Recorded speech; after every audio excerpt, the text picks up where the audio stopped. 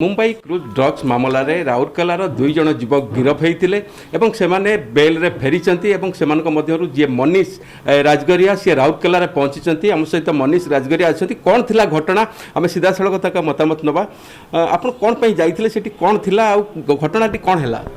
हम लोग 7 दोस्त गए थे राउरकेला से उधर क्रूज़ पे।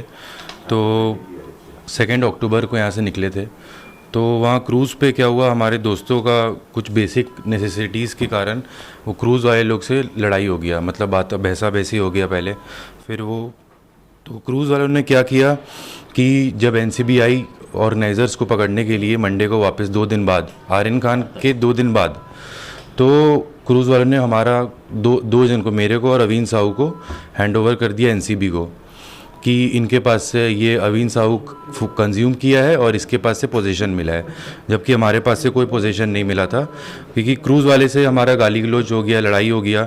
तो क्रूज़ सिक्योरिटी ऑफिसर, जिनका नाम भी पंचनामा में डाला हुआ है, उन्होंने हमको ज़बरदस्ती हमारे ऊपर एलिगेशन लगाया कि इनके पास से ये सामान बरामद हुआ और वो एनसीबी को वो सामान दे दिए। 2.4 ग्राम्स ऑफ गांजा जो वो बोल रहे हैं, वो हमारे पास से कुछ भी बरामद नहीं हुआ।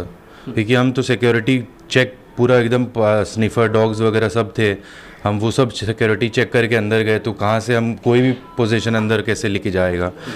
और यही बोलना चाहता हूँ कि उस सिक्योरिटी ऑफिसर के ऊपर केस किया जाए और उस पर मुकदमा चला जाए कि वो इतना, मतलब 23-24 दिन तक हैरेसमेंट हुआ मेरे साथ।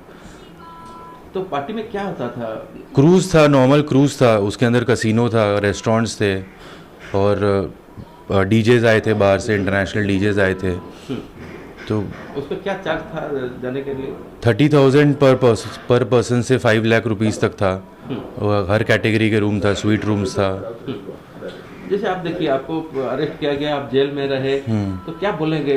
बाद में तो एनसीबी वालों ने भी इन्वेस्टिगेट किया तो पता चला कि हाँ, वो क्रूज़ वाले की, मतलब क्रूज़ वाला उनको हैंडओवर किया था। एनसीबी डायरेक्ट मेरे को नहीं पकड़ी, क्रूज़ वाला हैंडओवर किया कि ये गांजा इससे मिला, जो कि फॉल्स था।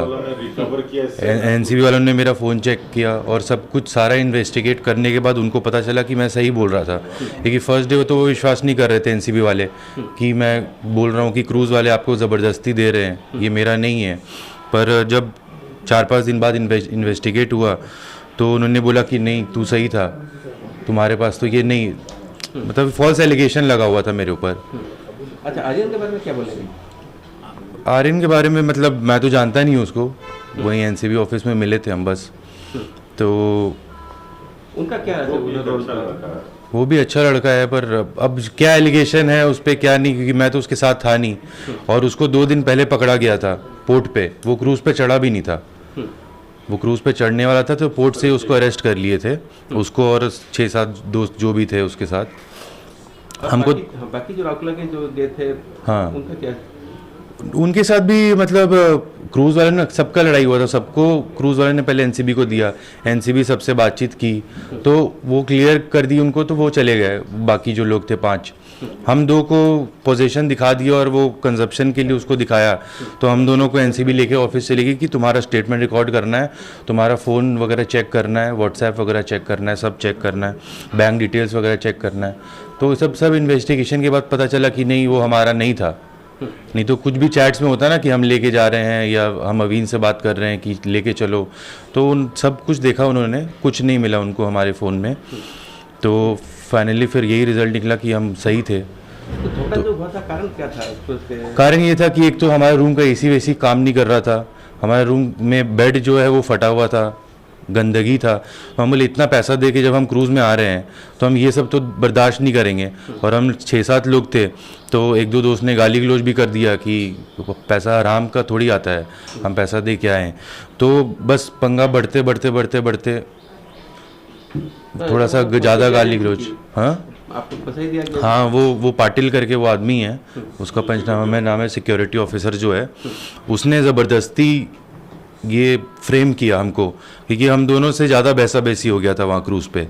तो उसने हमको फ्रेम किया कि, और हमको पता भी नहीं चला कि वो फ्रेम कर रहे हैं।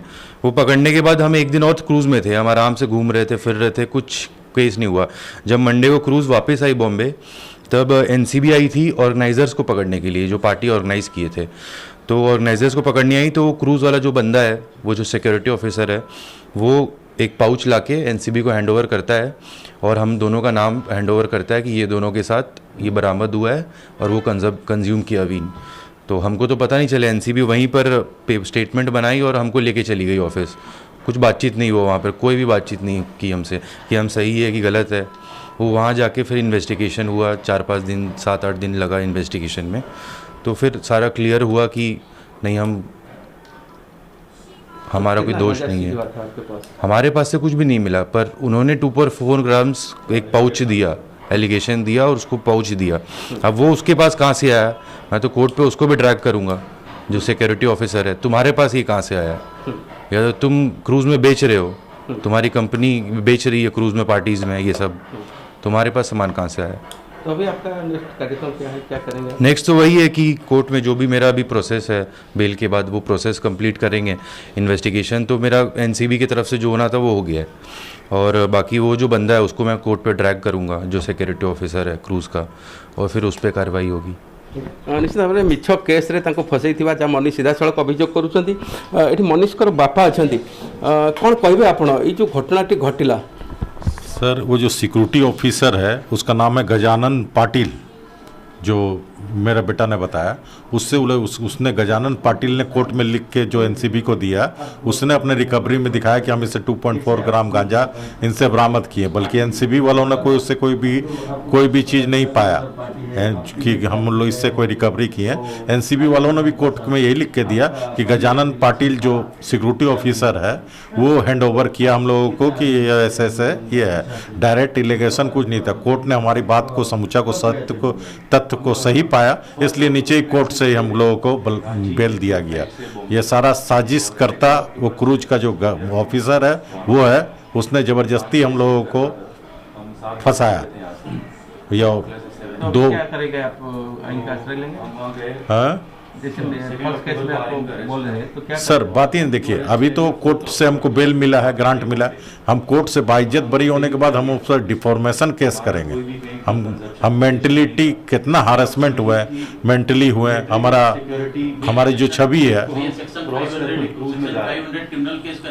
हम लोग जो उसको डैमेज सूट भी उस पर फाइल करेंगे, और हम लोग कितना मेंटलिटी हरासमेंट हुआ है, सो जिसके ऊपर बिकता है वही जान सकता है।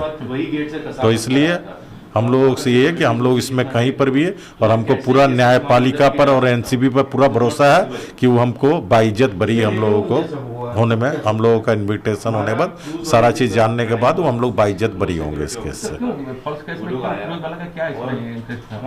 सर, आपको तो हमारा बेटा ने बताया कि उसने वहाँ पर झगड़ा हुआ था, इसके कारण उसने फॉल्स केस में उस लोगों को इन्वॉल्व किया। वो क्रूज वाला का, कहीं एनबीसी वाला का, या कोई न्यायपालिका, कहीं हम उस पर इन्वॉल्वमेंट हमारा नहीं। इसलिए जो भी एक्शन हुआ उसके कारण हुआ, हम लोग कहीं डायरेक्ट इन्वॉल्वमेंट किसी भी केस पे नहीं है।